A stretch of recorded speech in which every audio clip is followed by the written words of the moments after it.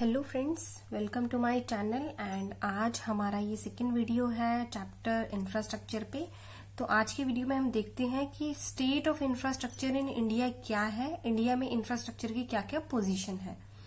India focuses on energy, की component of economic infrastructure. जो India किस पे फोकस है, इंडिया का मेन जो की कंपोनेंट ऑफ इकोनॉमिक इंफ्रास्ट्रक्चर क्या है, एनर्जी।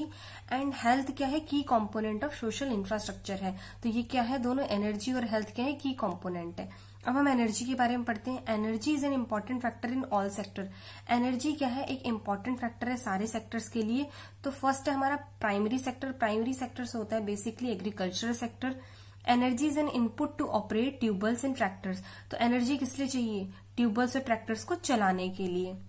ऐसे ही हमारा in secondary sector, energy required to operate machine. Secondary sector होता है बेसिकली जो इंडस्ट्रियल सेक्टर होता है। तो एनर्जी किस लिए चाहिए आपको, मशीन ऑपरेट करने के लिए। In tertiary sector, energy required to operate computer. Tertiary sector basically होता है सर्विस सेक्टर। तो बेसिकली सर्विस सेक्टर में आप बोल सकते हो कि एनर्जी किस लिए चाहिए, कंप्यूटर्स को चलाने के लिए। तो ये क्या है, इंडिया में इंफ्रास्ट्रक्चर की पोजीशन है। अब हम डिफरेंस पढ़ते हैं, commercial and non commercial sources of energy क्या होते हैं।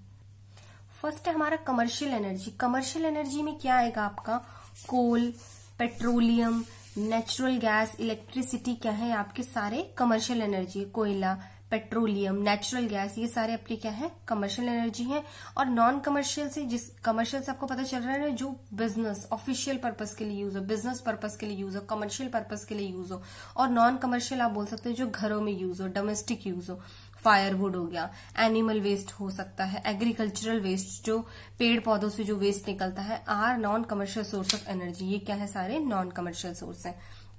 अब हमारा सेकंड डिफरेंस क्या, it is used for the commercial purpose in factories and farm. मैंने जैसे आपको बताया, नेम से पता चल रहा है कमर्शियल मींस कमर्शियल पर्पज के लिए, तो ये फैक्ट्रीज और फार्म्स में यूज होगा इसका। और नॉन कमर्शियल का कहाँ यूज होगा, it is used for domestic purpose in the consumption purpose. इसका कहाँ यूज होगा, डोमेस्टिक पर्पज, घर के लिए, किसके लिए, कंजम्पशन में। थर्ड पॉइंट है हमारा, there is domestic and international market for this good. जैसे ये कमर्शियल है तो इसकी क्या है, डोमेस्टिक मार्केट भी है और इंटरनेशनल मार्केट भी है। और ये नॉन कमर्शियल डोमेस्टिक पर्पस के लिए तो इसकी क्या है, सिर्फ लोकल मार्केट है। ऐसे हमारा फोर्थ नंबर पॉइंट है, it is available to user at some price. क्योंकि ये कमर्शियल है तो ये यूजर्स को कुछ प्राइस पे करके अवेलेबल होती है, और ये क्या है, फ्री ऑफ कॉस्ट अवेलेबल होती है। ठीक है, तो ये क्या है, बेसिकली कमर्शियल और नॉन कमर्शियल में डिफरेंस है हमारे। फिर है हमारा conventional and non conventional source. जैसे आपने कमर्शियल और नॉन कमर्शियल पढ़ा, ऐसे ही कन्वेंशनल नॉन कन्वेंशनल में फर्क क्या होता है। कन्वेंशनल बेसिकली होता है दो sources which has a long history of knowledge and use. जिसकी एक लॉन्ग हिस्ट्री है, आप बोल सकते हो आप काफी टाइम से यूज करते हुए आ रहे हैं, वो हमारे क्या है, कन्वेंशनल है। बट ये क्या है, नॉन रिन्यूएबल है। अगर ये एक बार खत्म हो जाएंगे तो ये खत्म हो जाएंगे, तो आपको क्या है, इनको सेव कर करके चलना है कन्वेंशनल सोर्सेज को। तो फर्स्ट हमारा कन्वेंशनल सोर्सेज है कोल। कोल मीन्स कोयला। Coal is one of the important conventional source of energy. Coal क्या है, बहुत important conventional source of energy है। Following are facts related to coal as conventional source of energy. अब इसके क्या क्या फैक्ट्स हैं इससे रिलेटेड। फर्स्ट हमारा, India is rich in coal production. India के पास क्या है, कोल प्रोडक्शन में रिच है, इंडिया के पास काफी कोल प्रोडक्शन है। सेकेंड नंबर पॉइंट है हमारा, 1950 टू 51 में 328 लाख टन का प्रोडक्शन हुआ था हमारा। 2015-16 में हमारा होगा 6380 लाख टन। तो आप देख रहे हो कि कितनी ज्यादा इसमें ग्रोथ हो चुकी है।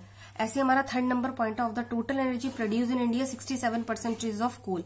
जितनी आपकी टोटल एनर्जी प्रोड्यूस हुई इंडिया में, उसमें से क्या है, 67% क्या है, कोल है। फिर हमारा फर्दर पॉइंट है, India has total reserve of 315.14 billion tons of coal as on 31 March. India के पास कितना रिजर्व है, 315.14 बिलियन टन्स ऑफ कोल। तो आपको इससे क्या पता चल रहा है कि India is rich in coal production. Principal consumer of coals are, जो प्रिंसिपल उसके मेन कंज्यूमर है कोल्स के, वो कौन कौन है, thermal power station, steel plant, cement factories, railways etcetera. ये सब क्या है, जो क्या है, कोल को यूज कर रहे हैं। कोई इलेक्ट्रिसिटी जनरेट कर रहा है, कहीं स्टील प्लांट में यूज हो रहा है, कहीं सीमेंट फैक्ट्री में यूज हो रहा है, कहीं रेलवे में यूज हो रहा है। तो ये सब क्या है, इन चीजों को कोल से ही ये चीजें रन करती हैं। सेकेंड हमारा क्या है, कन्वेंशनल सोर्स में पेट्रोलियम। पेट्रोलियम भी आप काफी टाइम से यूज करते आ रहे हो, बट पेट्रोलियम का क्या है, पेट्रोलियम इतना अवेलेबल नहीं है। पेट्रोलियम की क्या है, डिमांड ज्यादा है।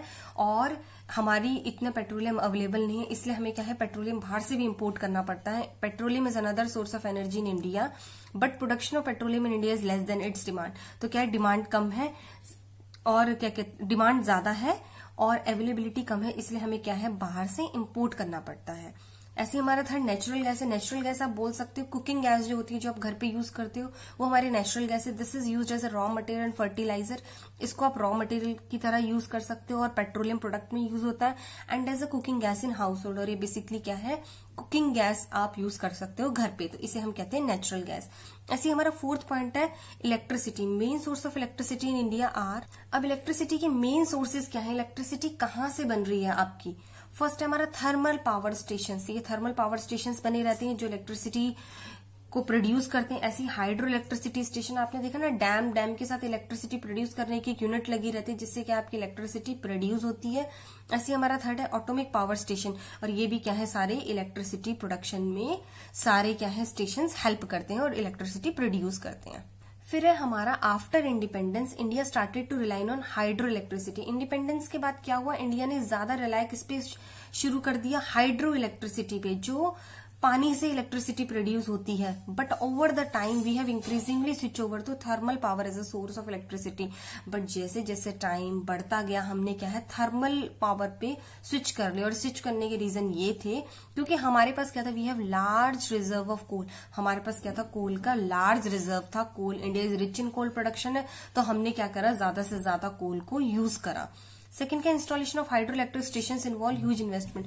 जब आप हाइड्रो इलेक्ट्रिक स्टेशन लगाते हो तो इसमें क्या है ज्यादा से ज्यादा कॉस्ट लगती है, इसलिए क्या किया इंडिया ने हाइड्रो इलेक्ट्रिसिटी से किस पे स्विच कर लिया, थर्मल पावर स्टेशन पे स्विच कर लिया।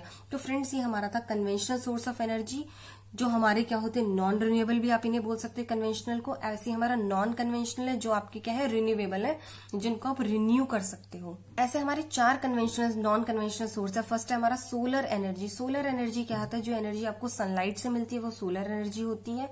सेकेंड हमारा विंड एनर्जी, जो आपको विंड से मिलती है, हवा से मिलती है, वो विंड एनर्जी होती है। थर्ड है बायोमास एनर्जी, जो आपको by plant and animal material, plant से जो एनिमल मटेरियल से मिलती है वो हमारी क्या होती है, बायोमास एनर्जी होती है। ऐसी आपका जियोथर्मल एनर्जी, जियोथर्मल एनर्जी जैसे आपको जियो नाम से ही पता चल रहा है, जो अर्थ की हीट से प्रोड्यूस होती है एनर्जी, वो है हमारा जियोथर्मल एनर्जी। तो आपकी ये क्या है चारों नॉन कन्वेंशनल सोर्सेज, जो चारों क्या है रिन्यूएबल है, चारों आपको आप बोल सकते हो कि बहुत टाइम से आप यूज नहीं कर रहे हो उसे, अभी अभी डेवलपमेंट हो रहा है, अभी अभी ये पिक्चर में आए यूज करने के, तो ये आपके नॉन कन्वेंशनल है। अब कन्वेंशनल सोर्स ऑफ एनर्जी और non conventional source of energy में क्या आपका डिफरेंस है वो हम देखते हैं। फर्स्ट है आपका जो कन्वेंशनल सोर्स में मैंने आपको बताया कोल, पेट्रोलियम, इलेक्ट्रिसिटी, जो आप काफी टाइम से यूज करते हुए आ रही है, ये आपके क्या है कन्वेंशनल सोर्स है। और ऐसे नॉन कन्वेंशनल सोर्स में आप क्या आ जाएंगे, जो आप अभी अभी यूज करना सीखे हो या अभी भी डेवलपमेंट फेज में है। इसमें आप बोल सकते हैं सोलर एनर्जी, जो सनलाइट वाली एनर्जी, विंड एनर्जी, विंड से है, बायोमास, जियोथर्मल एनर्जी, ये सारी क्या है नॉन कन्वेंशनल सोर्स। ऐसे सेकंड नंबर पॉइंट है कन्वेंशनल सोर्स ऑफ एनर्जी और नॉन रिन्यूएबल। ये क्या है नॉन रिन्यूएबल है, ये एक बार खत्म हो गए तो आपकी सारी चीजें एग्जॉस्ट कर जाएंगी। बट इसमें क्या है, ये क्या है रिन्यूएबल है। Non conventional resources are renewable, आप इनको रिन्यू भी कर सकते हो। They have been in use for a long time, ये आप बहुत लंबे टाइम से यूज कर रहे हो। और थर्ड में क्या है, they are yet in development phase over the past few year, और अभी ये क्या है डेवलपमेंट फेज में है, अभी ये इतने डेवलप नहीं हुए हैं। ऐसे ही हमारा पॉइंट नंबर 4 है, अगर आप they can be exhausted due to over consumption, अगर आपने इनको ज्यादा कंज्यूम कर लिया तो क्या कर जाएंगे, ये एग्जॉस्ट कर जाएंगे, खत्म कर जाएंगे। बट ये क्या है, ये रिन्यूएबल है, आप इनको रिन्यू कर सकते, they can not be exhausted completely, तो ये कम्प्लीटली एग्जॉस्ट नहीं करेंगे। ऐसे पॉइंट नंबर 5 है हमारा, क्योंकि नॉन रिन्यूएबल है, जैसे आपको कोल, पेट्रोलियम नाम से पता चल रहा है, तो ये क्या है पॉल्यूट करेंगे इन्वायरमेंट को by emitting harmful gas. Harmful gas इसमें से निकलती है, तो ये क्या करेंगे इन्वायरमेंट को पॉल्यूट करेंगे। और ये क्या है नॉन कन्वेंशनल सोर्स क्या है, इन्वायरमेंट फ्रेंडली है और जो इन्वायरमेंट को पॉल्यूट भी नहीं करेंगे। तो बेसिकली हमारा कन्वेंशनल नॉन कन्वेंशनल में डिफरेंस था। तो फ्रेंड्स अगर आपको मेरा वीडियो पसंद आया तो प्लीज इसे लाइक एंड सब्सक्राइब करना ना भूलें। Thank you friends for watching my video.